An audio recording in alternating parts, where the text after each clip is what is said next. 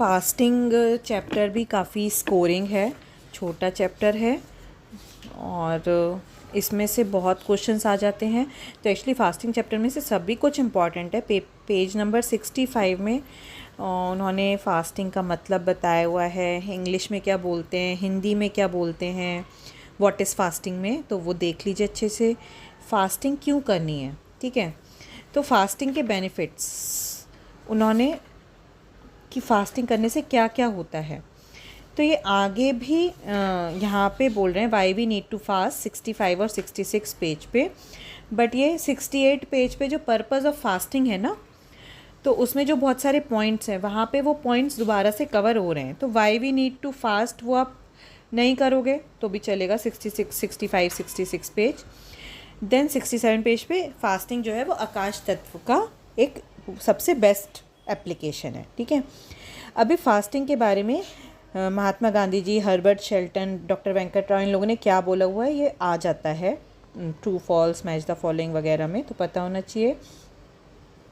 अच्छा, फास्टिंग के बारे में क्या क्या मिसकंसेप्शंस हैं ये दिए हुए हैं, ये भी करेक्ट स्टेटमेंट वगैरह में आ जाते हैं।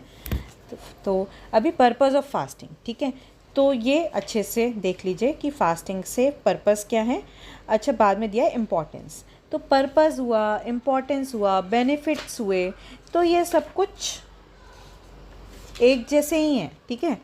तो बेनिफिट्स में आप बेनिफिट्स आ जाएं तो भी आप पर्पज़ ऑफ फास्टिंग लिख सकते हो, ठीक है ना। तो पॉइंट्स ऐसे आप मिक्स कर सकते हैं, इम्पॉर्टेंस वाला पॉइंट भी बेनिफिट्स में लिख सकते हैं। तो ये 68 और 69 पेज पे जो हैं दिए हुए अच्छे से देखने हैं। देन टाइप्स ऑफ फास्ट पे पूरा क्वेश्चन आ जाता है, शॉर्ट नोट भी, तो वो अच्छे से देख लीजिएगा। Then right way to undertake fast, how to, then 71 page पे हाउ टू कमेंस फास्ट। अभी ये मैंने फास्टिंग के वीडियो में भी बोला था, एज सच रटने की ज़रूरत नहीं है कि किस दिन क्या खाना है, एक दिन क्या खाना है, यहाँ पे 71 पेज पे भी बताया हुआ है। और देन 76 पेज पे भी how to break a fast, उसमें भी। तो वो आप देख के ऐसे सोचेंगे अरे ये सब इतना कुछ रटना पड़ेगा, इस दिन क्या खाना है, इस दिन क्या खाना है, तो ये रटने जैसा कुछ नहीं है, आपको बस इसे समझना है। मेन बात समझने योग्य ये है कि फास्ट से पहले थोड़ा कम खाना शुरू करना है, कि एक दिन पहले थोड़ा सा रॉ फूड पे आना है, जूस पे आना है, उससे एक दो दिन पहले थोड़ा सा कम खाना है। तो और छोड़ने के बाद भी वैसे ही जैसे गए थे फास्टिंग पे वैसे ही छोड़ना है, कि छोड़ने के बाद थोड़ा कम कम खाना है, फ्रूट्स और जूसेस खाने हैं, फिर रॉ खाना है, फिर धीरे धीरे धीरे अपने फुल मील पे आना है। तो जितना बड़ा फास्ट उतना दिन पहले से तैयारी ऐसे रखना है। अगर शॉर्ट और मीडियम है, शॉर्ट है तो कोई ऐसी खास तैयारी करने की ज़रूरत नहीं, मीडियम है तो आप 2 दिन पहले से करो, लॉन्ग है तो 1 हफ्ते पहले से। तो थोड़ा बस इतना ध्यान रखो, धीरे धीरे धीरे खाना कम करना है और धीरे धीरे धीरे खाना बढ़ाना है छोड़ने के बाद। तो ये पूरा ऐसा रटने की ज़रूरत नहीं है। 71 पेज पे और 76 पेज पे जो दिए हुए हैं। अभी व्हेन टू फास्ट 72 पेज पे दिया हुआ है हु शुड नॉट फास्ट, तो ये देख लीजिएगा, कॉन्ट्राइंडिकेशंस ये सब आ सकते हैं। फास्टिंग के टाइम पे अभी क्या क्या केयर करनी चाहिए, क्या क्या करना चाहिए, वो भी पता होना चाहिए, ठीक है। Then effects observe during fasting, तो अलग अलग बॉडी पार्ट्स पे क्या क्या इफ़ेक्ट्स हो सकते हैं। अगेन ये बहुत ज़्यादा डिटेल में हर चीज़ रटने की ज़रूरत नहीं है, ये तो मतलब इजी है याद करने के लिए। तो टीथ स्ट्रॉन्ग हो जाते हैं, टंग पहले कोटेड वाइट हो जाती है, बाद में पिंकिश हो जाती है। तो इफ़ेक्ट्स ऑफ फास्टिंग पूरा आपको 72, 73 पेज पे अच्छे से देखना है, 74 पेज तक चल रहा है। तो शॉर्ट नोट भी आ जाता है। अगेन शॉर्ट नोट में यहाँ पे 20 पॉइंट्स दिए हुए हैं, तो आप थोड़े से 10-12 पॉइंट्स पे लिखेंगे तो हो जाएगा, बट एक ही पॉइंट बार बार रिपीट नहीं करना है, अलग अलग पॉइंट्स लिखिए। देन क्राइसिस मैनेजमेंट, कि फास्टिंग के टाइम पे शुरू में बीमारियाँ उभर के आती हैं, तो 75 पेज पे क्राइसिस मैनेजमेंट दिया हुआ है। अगेन यहाँ पे एक टेबल है, रटने का ज़रूरत नहीं है, ये समझ लीजिए कि हमें रट के पेपर नहीं देना है। हमें अगर फास्ट करेगा कोई या हम किसी को करवाएंगे, हम खुद करेंगे, तो हम क्या करेंगे, तो ये जस्ट समझने की जैसी हैं। ये आई थिंक मैंने वीडियो में थोड़ा सा बताया हुआ है, तो आप वीडियो देख सकते हो समझने के लिए कि कैसे याद कर सकते हैं।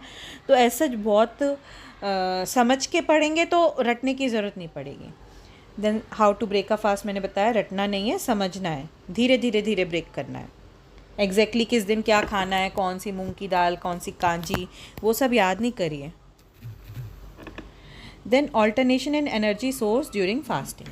तो एक बार थोड़ा देख लीजिए कि जब हम नॉर्मल खाना खाते हैं तो हम जो खाना खाए वो हमारी एनर्जी में चला जाता है, खाना पचता है, फिर वो खाना बॉडी में यूज़ हो जाता है। पर हम जब फास्ट करते हैं तो वो जो हमारा बॉडी में खाना कहीं लिवर में, मसल्स में, फैट में के फॉर्म में स्टोर्ड है, उससे हमें एनर्जी मिलती है। तो वो फास्टिंग का चैप्टर इजी है, स्कोरिंग है, कर लीजिए। और जो आपकी बुक के हर सिस्टम की बुक का लास्ट चैप्टर है कि तो उसमें जस्ट एक बार गो थ्रू कर लीजिए, उससे बहुत उसमें मेन जो बेसिक जो हमारी रोज़मर्रा की लाइफ में कॉमन प्रॉब्लम्स हैं उसमें क्या नेचुरोपैथी का ट्रीटमेंट करेंगे। जैसे कि कफ़ कोल्ड हुआ तो उसका देख लीजिए, रेस्पिरेटरी सिस्टम में कफ़ कोल्ड में क्या करना है। आई थिंक ये जो है आपका तो जो आपको पेपर 3 में जो है 5th chapter of each system बोला गया है ना, तो एक्चुअली वो जस्ट गो थ्रू कर लीजिएगा। मैंने भी बहुत डिटेल में नहीं पढ़ा था वो। और एक्चुअली वो क्या है कि उसमें एक पेज के ही चैप्टर्स हैं वो, और वो ऑलरेडी आप देखेंगे कि पंच महाभूत में जो डिफरेंट थेरेपीज़ हैं ना, कि हाइड्रोथेरेपी, स्टीम थेरेपी, वहाँ पे ऑलरेडी कवर हो चुकी होंगी वो सब थेरेपी। अभी जैसे रेस्पिरेटरी सिस्टम है तो वहाँ पे कफ और कोल्ड के लिए दिया होगा, तो स्पेशली कफ और कोल्ड के लिए उसमें दिया होगा, बट वो ऑलरेडी पंच महाभूत में आप स्टीम वगैरह में पढ़ चुके होंगे।